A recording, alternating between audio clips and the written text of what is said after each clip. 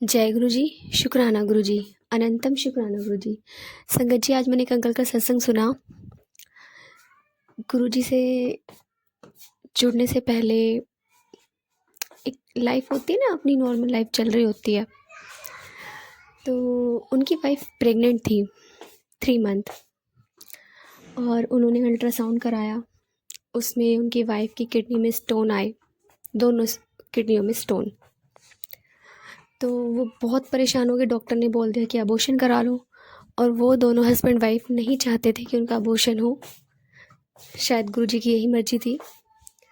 तो उनका first baby था, नहीं चाहते थे अबॉर्शन कराना। डॉक्टर ने कहा कि अबॉर्शन करा लो, बहुत ज़रूरी है, वरना इनको प्रॉब्लम हो जाएगी। तो घर आते हैं, सोचते हैं कि क्या करें क्या ना करें, ऐसा क्या उपाय ढूंढे जिससे बेबी बच जाए, अबॉर्शन ना कराना पड़े। तो उनकी एक बुआ होती है, उनकी बुआ उनको बताती हैं कि ऐसे बड़े मंदिर है, वहाँ पे गुरुजी हैं और उनकी बहुत मान्यता है, तुम एक बार जाके देखो। तो गुरुजी के दरबार जाते हैं, अपनी बुआ जी से एड्रेस लेके वो दोनों पहुँच जाते हैं वहाँ। फर्स्ट टाइम एक्सपीरियंस होता है, तो हर किसी का अलग ही एक्सपीरियंस होता है।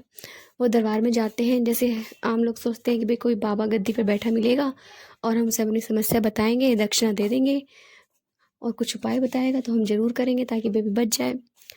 बट वहाँ तो अलग ही नज़ारा होता है। वो लोग जाते हैं, बैठते हैं, चाय प्रसाद मिलता है, जल प्रसाद मिलता है, और दरबार में उन्हें कम से कम आधा घंटा सेवादार बैठाते हैं, और उसके बाद उन्हें लंगर हॉल के लिए भेज दिया जाता है।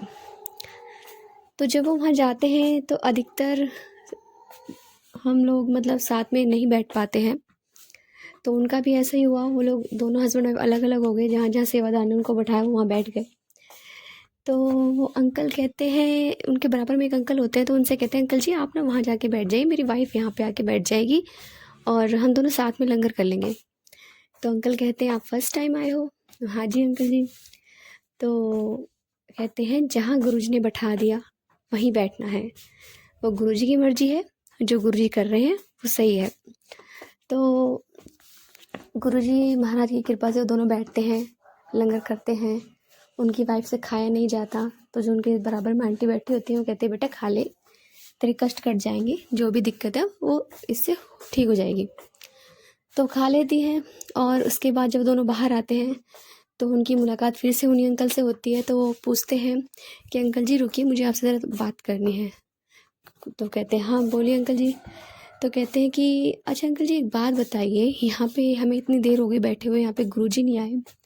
तो अंकल कहते हैं किसने कहा गुरुजी नहीं आए, गुरुजी तो यहाँ विराजमान थे। तो कहते हैं ऐसे कैसे हो सकता है, हम आधा घंटा बैठे, हमें तो गुरुजी कहीं नज़र नहीं आए। तो कहते हैं गुरुजी तो यहीं विराजमान थे, अंतर्यामी है, वो हर जगह है। तो कहते हैं कि हम कैसे क्या करें, हम अपनी परेशानी किसको बताएं, क्योंकि वो तो सोचते हैं कि हम इन अंकल को बता देंगे, गुरुजी से मिलवा देंगे, हमारी सिफारिश करा देंगे तो हमारी बात बन जाएगी। वो बोलते हैं अंकल से।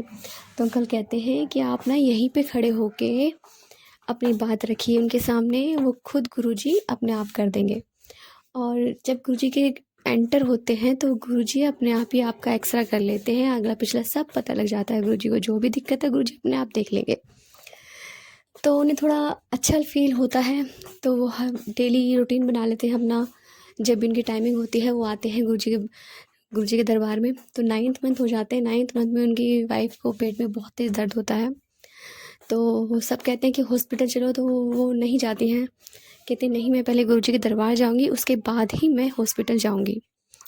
तो फिर वो एक रात निकल जाती है, दिन निकल जाता है। नेक्स्ट डे गुरुजी के दरबार में जाते हैं, तो वहाँ सेवादार कहते हैं कि आप उन्हें ऐसी कंडीशन में क्यों लेकर आए हो। तो कहते हैं शायद गुरुजी की यही मर्जी थी। तो फिर वहाँ पे सेवादार उनको काफ़ी मतलब कंफर्ट जोन में रखते हैं, उनको मतलब काफ़ी अच्छे से ट्रीट करते हैं, उनको अच्छे से लंगर खिलाते हैं, और एक सेवादार उन्हें गुरुजी की मोतियों की माला देते हैं। तो वो अंकल उनके माला को उनके गले में डाल देते हैं, और सब उन्हें बहुत सारी ब्लेसिंग देते हैं, जितने भी सेवादार होते हैं। जब वो तो वहाँ से वो सीधा हॉस्पिटल जाते हैं, और तो वहाँ जब एडमिट करते हैं, जो डॉक्टर होती हैं जो उनकी रिपोर्ट देखती हैं वो बहुत गुस्सा करती है, बहुत चिल्लाती हैं कि इनकी किडनी में स्टोन है, आपने कोई ट्रीटमेंट नहीं कराया, अगर कुछ हो गया तो बहुत देर तक चिल्लाती हैं वो, पर अपने मन ही मन में गुरुजी को याद करते रहते हैं, उनका मंत्र जाप करते हैं। तो फिर उसके बाद वो डिसाइड करते हैं डॉक्टर कि इनका अल्ट्रासाउंड कराते हैं, उसके बाद हम डिसाइड करेंगे। तो जब 9th मंथ में फुल टाइम में उनका अल्ट्रासाउंड करते हैं तो उनकी दोनों किडनी में स्टोन्स नहीं होते हैं।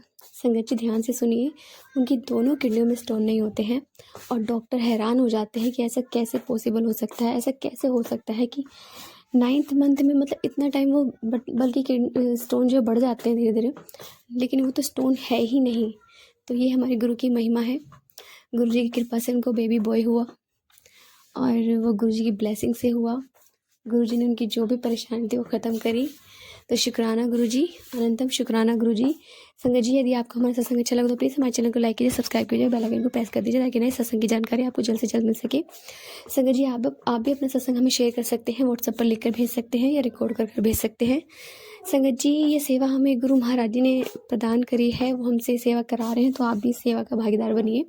अपनी सत्संग हमें रिकॉर्ड कर भेजिए, लिख कर भेजिए। आपके सत्संग भी और संगतों के साथ शेयर किए जाएंगे। जय गुरु जी, शुक्राना गुरु जी।